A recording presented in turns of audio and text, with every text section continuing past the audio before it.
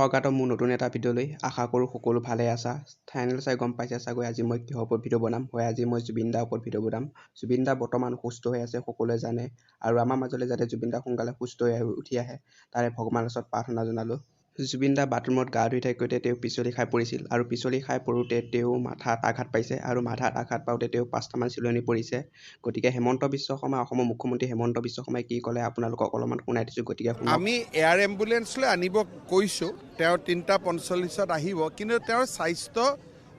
যথেষ্ট বিপদ নহয়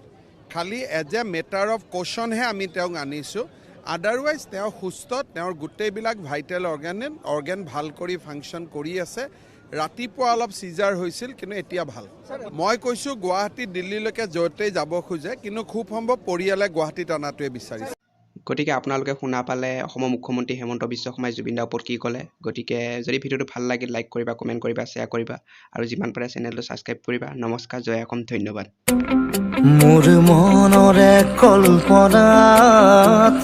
যেতুকা হোৱানা মোৰ প্ৰেমৰে থাপনাত তুলসী হোৱানা মোৰ মনৰে কল্পনা যেতুকা